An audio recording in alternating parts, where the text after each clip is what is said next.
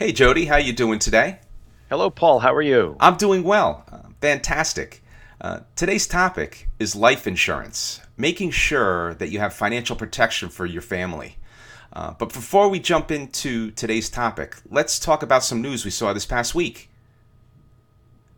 Hey Jody, so I'm looking at the first news story that we've selected, and it's from CNBC, and the headline is Property Brothers. Here's when to renovate your home and when to move. And it's an interesting story. I think my takeaway from it was, you said this on previous podcasts, where you could always renovate from within, but when it comes to the location, school system, etc., you really can't buy those after the fact. So I think that was kind of the gist of the article. But I'm interested to hear your take on this article. Yeah, there are some interesting pieces in this article, but my first thought was lousy headline. They don't answer the question, really. Here's when to renovate your home and when to move. They kind of never really get there, but that's all right. We'll give them a pass. That said, we've talked about this in past episodes, Paul. You really need to assess when you're considering moving or staying put. You need to assess what's better for you. I think both practically, financially, and emotionally. We've warned in the past about getting emotionally attached when you're buying real estate or shopping for real estate, but it's no sin to be emotionally attached to the home that you're in. And so when you're looking to make that move, if that thought crosses your mind, you have to weigh all these things. I would go about, just writing it down, sort of doing like a pro-con kind of a piece of paper, write down the pros and the cons to moving versus staying put, and see what works out. But you gotta go into it with eyes wide open, especially on the financial part.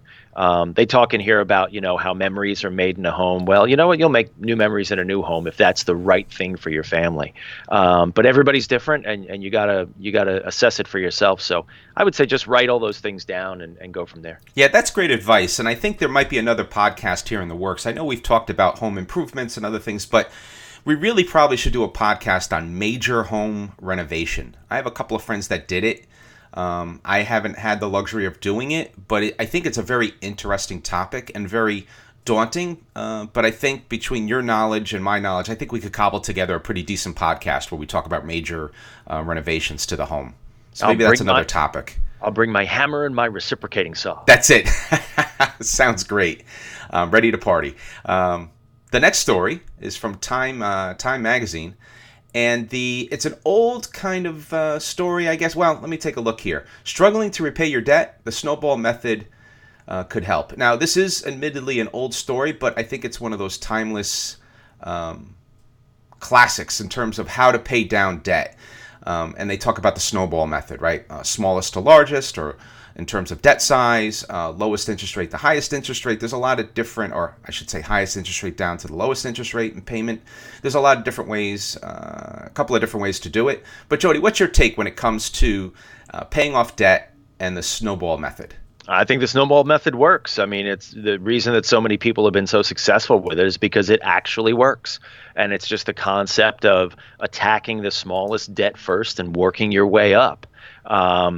I think I've heard people talk about paying off the highest interest rate first. There is a mathematical logic to that, but there's an emotional side of paying off debt too.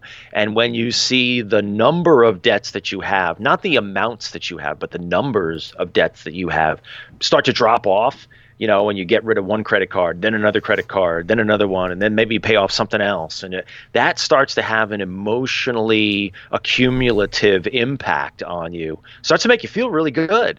Snowball method works. If you've got a whole bunch of debts, do what the snowball method recommends, which is writing them down, smallest to largest. Start with the smallest one, pay that one off first. You work your way up the list. It works. Yeah, absolutely. And I think for me, and we've talked about this on previous podcasts, when it came to college debt, I've always had a intense focus on one thing at a time. And whether it was starting with the credit card debt, then moving my way through the college debt, then moving my way on to home equity line, then moving my way up to the house payment, the mortgage. I've always tried to have that methodology in the back of my mind. So I think and you really have to have intense concentration on the little one first and work your way up. So I think it still holds true. So for those of you out there that are struggling with debt, give it a shot, read the story, let us know your feedback. There's something else here that this, as I read through, I hope I didn't skip over, but there's something else in this article that they don't mention. And that is once you pay off a debt, don't go back into debt. That's the thing that I think most people get in trouble with, is that they pay off those debts, or they pay off a bunch of them and they feel really good. And then they find that thing like, well, I really need that one thing. And then they throw it on a credit card and they're back in the same boat. So you got to promise yourself that once you pay off those debts, you stay out of debt. You don't go back down the same road that you just drove. Yep, that's very smart advice. And one other thing I'll add to it is reward yourself after you pay off that debt, but don't put that reward on a credit card. So anyway. Good advice. Good advice. So, okay. So now that we've done our news stories, on to the weekly topic, life insurance. And making sure you have financial protection for your family. An incredibly exciting topic. I say that in jest.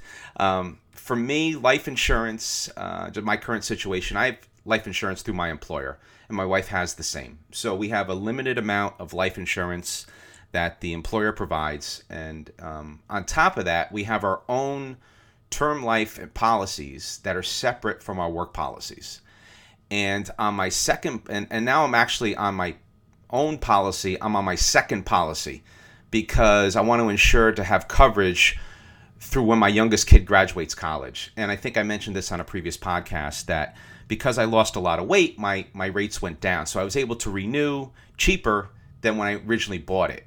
But an interesting fact, and this is a very big lesson learned, and we'll talk about these in the topics today, but when I went to go buy life insurance, it was I don't want to say it was a rushed situation, but my son was about to be born like a month from the time I bought it. And I got sold a policy by an insurance broker who I told him I wanted term insurance, and he sold me term insurance, but he didn't sell me what I thought I wanted. And what I mean by that is there's different types of term insurance. There's level term or non-level term insurance. And we'll go into these topics, but I bought a non-level term policy. It was a convertible term, which means you can convert it from term to whole life. So it was a little bit of a shady sales practice, I'm going to say. But I was a misinformed, uninformed consumer. And I'm going to go out on a limb and say that was shady because he knew you didn't know. And so that qualifies for me as shady, but go ahead. Yeah, we don't use him anymore. I still use that same company. When I bought the second policy, and actually on both policies, at the same time, what happened was, now that I remember, I wanted to adjust the terms of the policies. That broker was no longer there. When my new rep, whoever that was, I don't deal with that person too much, but she understood my position. And I said, listen, I could go out and shop this among your competitors, but all I simply want to do is take what I have and give me this. I want 20-year level term insurance for me and my wife. Requote it, kill the old policies, give me the new policies, and we're good. She was more than happy to do it. She knew what I was talking about, right? So it's definitely something to keep in mind, and we'll go into more details on this and what I mean by these different terms, because I'm throwing a lot of terms out there at you, but that's really where I am. So right now, I'm comfortable with my insurance situation. I have enough life insurance in place to cover either of us in the event of a catastrophic, well, the ultimate catastrophic, right? So if something happens to me or something happens to my wife or both of us, the remaining family is covered. So Jody, what is your current situation when it comes to life insurance? Yeah, we've had life insurance for a very long time, more than a decade. Kids have been around for a decade, so definitely longer than that. I think it's an essential part of the responsibility that parents have taking care of their family. Not just the dads, moms too. You got to have life insurance, and you should have life insurance for both parents or both guardians or one guardian or whoever's taking care of kids. Needs to take care. You need to have life insurance to take care of your family. It replaces, the way I look at life insurance, and I think the way a lot of people define life insurance is that it replaces your income after you're gone. And let's face it, at some point, we're all going to be gone. So what happens if you're gone before you plan on being gone? In other words, early, right? Terrible accident, illness, whatever that is. You don't want to leave the people who you leave behind in the lurch, in the financial lurch. And so the plan that we have, which is a term life insurance policy, regular payments. We do regular quarterly payments. It's a 20-year plan. I gotta start thinking about renewing it because I know it's coming up soon because I've had it for that long. But the amount of coverage that we have, essentially, if either of us, my wife or I, or both of us, were to die, it would pay off all of our standing debt, everything. It would take care of it all, and it would create a little nest egg that would take care of at least a portion, if not all, of our kids' educational expenses and some of their life expenses, things like school and clothes and food and all that kind of stuff. It's not a pot of gold at the end of the rainbow, but it's a decent amount of money that I'm confident would take care of most, if not all, of those types of needs were I to die. And so it alleviates a lot of anxiety that I might otherwise have. Every day that we go out into the world, anything can happen. It alleviates, a lot of financial anxiety about what happens if I go before I plan on it. And I think that's the whole point of having a life insurance policy. It's insurance. I was about to say it's cheap insurance, but it's insurance. It's exactly what it is. And it takes care of the people who you might leave behind. Yep, that makes sense. And I think we've touched upon a lot of the topics in these opening situation reviews, if I'm going to call them those. And so I'm just going to jump into each topic because I think they're incredibly important, right? So the first one is its importance in the worst case scenario. So I always use the airplane scenario, right? You're in a plane. You go down, you're with your family, the whole family goes down, you're with your wife, then your kids are left by themselves. So there's all these different things that can happen. And why life insurance is so important, and you hit it on the head, is you have to replace that income. And it's not just replacing your income, but you have to keep in mind that, if your wife or God forbid, I have to stay home with the kids, I have to not only you have to replace the larger income, typically, right? And you have to account for things that you wouldn't normally account for. And that's childcare, daycare, bringing in help, whatever that accounts for. That's another thing to do. You have to write it down. So if you were to pass tomorrow, what situation would your family be in, and how do you replace that income? So I think that's important to sit down and calculate and make sure you have enough insurance in place in order to make sure that your spouse and your loved ones are taken care of in your absence, right? And I think in terms of calculations, you have to make sure you're accounting for all these different pieces to make sure that you don't come up short, because that's the worst thing to happen. Is there's already going to be enough pain in the family with one person gone, right? So you have to alleviate some of that pain by taking the financial burden off of the situation. I think it's such a big thing, and it's so important to have it in place because there's so many other things that come into play with a death that you can't even imagine until you're in the middle of it. I would think.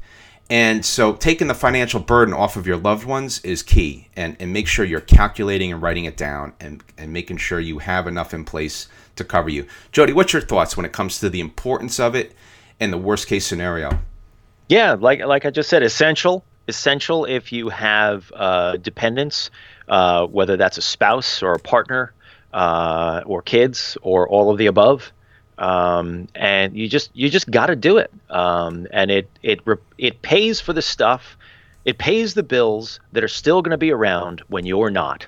And let's look at it that way, right? So whether that's the mortgage or college or, daycare or food or the light bill, it pays the bills that you would be paying if you were still around, but you're not. And so let's call it what it is. It's love, right? It's loving the people who, after you're gone, you're still able to take care of them with insurance. It's absolutely essential. Yeah. And I'm going to paint, I know this is a very grim topic, but I do have to paint one scenario that popped into my mind, Jody, as you were talking. So God forbid it's a husband and wife and they're driving along and, there's a horrific car crash and the husband dies, right? But there's a chance the wife might be permanently disabled to the point of paralysis. Like, there's so many worst case scenarios that you have to keep these in mind when you're planning your life insurance. So I hate to sound morbid and I hate to be the sky is falling, but when it comes to this topic, you have to be. Well, exactly. This is one of those times where you need to think worst case scenario. And I'm a guy who always thinks worst case scenario anyway, because then 99% of my life I'm pleasantly surprised. Take care of things. It's part of it. It's being a grown up. I mean, it's being a grown up. Get yourself some life insurance. Yeah, absolutely. Absolutely. So the next topic is really, we threw out a bunch of terms, whole life versus term life and what the difference is. There's a lot of articles out there on the internet and a lot of informational sources to figure out what the difference is between the two. The short answer is most of the financial experts today recommend term life insurance. And it's equivalent to renting versus buying. I've heard it said in that scenario. So term insurance, it works like auto insurance. So when you pay for it, you have it. When you don't pay for it, you don't have it. Whole life is supposed to be a product where you're actually buying the insurance. So after a certain amount of time, you're not paying for it anymore, but it's still in place. But there's a lot of fees, a lot of money is made on the whole life policies. Fundamentally, if you look at the research and you look at what's out there, insurance agencies and companies make their most money off of whole life policies because the commissions are so much greater on whole life versus term life. And there's a lot of arguments around tax savings and investment vehicles. And if you're going to invest, don't invest in your insurance, right? Buy some mutual funds, invest in your 401k, invest privately. Don't use life insurance as an investment vehicle. So for term insurance, it usually comes in 10-year, 20, 30-year increments, maybe 15, 25 in between, but I've seen it as 10, 20, 30-year increments. And the longer the term is, the more expensive it is. So the shorter the term, the least expensive it is. So what most families are doing, and I think we're in the same boat, Jody, you buy a 20-year level term when you start out with your family. You get to a certain point, you look at your situation, expenses have gone up, your life has changed, up or down, indifferent, whatever that is, and then you renew your policy with another set of terms. So, and the idea here is you want level term. Going back to my example, when I bought my 20-year policy, the payments for the first 5 years were very low. In the 6th year, they started to increase. And by the 8th, 9th year, they increased dramatically. And that's what you don't want. When they talk about level term insurance, that payment is level for the 20 years. So if you're paying $100 a month, you're paying that $100 a month for 20 years. And there's no adjustment. So you want, when you get a quote, make sure it's level term insurance. I can't stress that enough. Level term. Jody, what's your take when it comes to term versus whole life and the differences? Yeah, agree. When I got my first life insurance policy, it was a whole life insurance policy, and it was described to me as just the term, the way you described it, Paul, an investment in my future. And I'm like, what? And there was this whole explanation about how, you put the money in and it gets invested in mutual funds or whatever the hell the investment vehicle was, and it'll build up to the point where you don't have to pay for your life insurance anymore. I was like, at the time, I don't know, I think it was in my 20s, and I'm like, oh, okay, fine. And you get a few years in and it just starts to be this suck. And it's like, I'm continuing to put money in. I'm not seeing the investment that the returns that I was promised. And on top of this, it's getting more and more expensive. Like, what the hell? So I just canceled that whole thing out. I think I might have even taken a little bit of a bath, but whatever. Got out, got myself a good old 20-year level term life insurance policy. Got one for me, got one for my wife. It's been the same price for the last more than a decade. And like I said, it's coming up on the point where I got to think about renewing it. But it's there. It's never changed. It's all good. And when we do renew it, I'll be a new client. Now that's the other thing to sort of maybe segue into, Paul. When I took out that first policy, I was, I don't know, I was in maybe my early 30s. And now I'm going to be 50. Well, a 50-year-old is more expensive to insure than a 25-year-old or a 30-year-old. Lots of different health considerations. Typically you take, health tests or things like that just to make sure that you're on the up and up. and that you're not doing things like smoking or jumping out of airplanes or doing you're a high risk kind of a customer. And so you're going to be a different client when you renew as you get older. So just be prepared for that kind of stuff. And, maybe even pointing back to the podcast we did last week, Paul, about the cost of your health. Make sure you're in the gym taking care of yourself and you got a good, clean bill of health, because that's going to save you money on your life insurance too. Yeah, I was just about to say that, Jody. I had jotted it down. If you're going to get a new policy anytime soon, listen to our last podcast.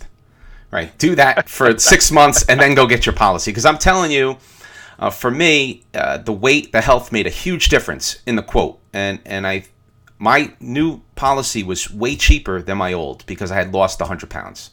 So I know that's a dramatic example, but every little bit helps. So make sure you're healthy before you go for that new insurance. And getting a life insurance policy is kind of like when you get your auto insurance too, right? When you tick off all those things that you've got, I'm making this up, but like you got seat belts and you've got, anti-lock brakes and you've taken the defensive driving course and you tick off all these things that gets you a better rate. Same thing with your life insurance. If you're a smoker versus a non-smoker, they're going to ding the smokers.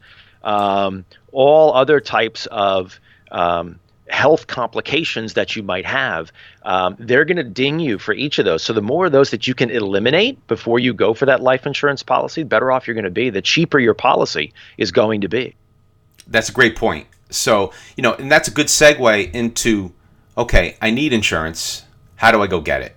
And there's a number of different ways to do it. I think for me, it comes down to the quote aggregators. Shopping around has never been easier. Now that we have the web, you could go to a website, put in your information, and it'll get quotes from 9 different insurance providers, and you can pick and choose which one you want. Just be forewarned, because I did that, and as soon as you put your information and click that button, within a couple of minutes, if not less, you're going to get a call from that first insurance company. Someone will call you. So be prepared for that. And that was a little bit of annoyance. I didn't realize when I did that, but I had actually literally pressed the button literally less than 5 minutes later. I might even want to say less than a minute later. I got a 1-800 number popped up on my phone, and it was an insurance company. Yeah, so that's how fast they work. They work at the speed of light when it comes to getting you what you need. But in this case, I think it's worth it. When I looked at the different aggregators at the time, I wound up not going that route, but it gave me the firepower to go back to my current insurance company and say, listen, I went to the aggregators. I have all these quotes. You know what these quotes are. I didn't even have to show them to her. And she came back with policies that were in line with those insurance companies. The aggregators typically give you quotes. There's probably 10 to 12 different insurance companies in the world that are all giving the same type of insurance. So I wouldn't worry about the health of the policy. It's all government regulated. Most of the companies are names you know. If it's a name you don't know, I would probably go more towards a name you know. And I'm not going to give any plugs in terms of insurance companies, but it's going to be the names you know. What is your take when it comes to buying the insurance, Jody? Yeah, same. I think same opinion. And I was just jumping around on the web here, looking for definitions of different life insurance terms, and I came across a website called PolicyGenius.com. No plug, just referencing the URL here. There are some really good alphabetized definitions of all types of life insurance terms. But to your point, Paul, there's a big orange button in the upper right that says Get Quotes. And as soon as I click on Get Quotes, it asks me to put in my zip code. And I guarantee you, if I put in my zip code and click another button, my cell phone is going to light up. Absolutely. With someone just like you said, which is fine. And I think, as you put it, it's a great starting point. Just be prepared for that call and don't buy from the first person who comes knocking on your door. Yep. And I think, to go back to the scenario, everyone who's listening probably has a friend of a friend or an uncle or a cousin. Someone might be selling life insurance. And if they're selling it for a living, they're probably going to push whole life. And they're going to have a story for you on how great whole life is and why you should have it. And I have good friends of mine where I'll talk about life insurance and they talk about their whole life policies and they give me the the same spiel that everyone else, that the insurance companies could give me. And some of them are very financially astute. And I can't believe that they're drinking the Kool-Aid. Am I missing something when it comes to life insurance, term versus whole life? And I go back to our unnamed guru, our unnamed financial hero. I was just going to mention him. And I remember talking to him about this, and we were talking over coffee, and I said, yeah, I have to renew my policies. He's like, yeah, just go to one of those internet websites and put your information in and just pick whoever you recognize. Don't even give it a second thought. And then everyone else who calls you after you sign your policy, just cut them short and tell them take me off the list. So if our buddy, who is our financial Superman, tells us term life is the way to go and just buy it through the aggregators, no need to talk to anybody beyond an operator on the phone or even just do it through the web, that's the way to go. So, and I agree with that, because this is a guy who will dissect the value of dropping off his laundry to have someone else to do it rather than him doing it himself. And he'll dissect it from a perspective of the financial value of my time. If he's put that much thought into his laundry, and he has that opinion that you just described, Paul, about life insurance, then I'm pretty confident that that's the right opinion. Absolutely.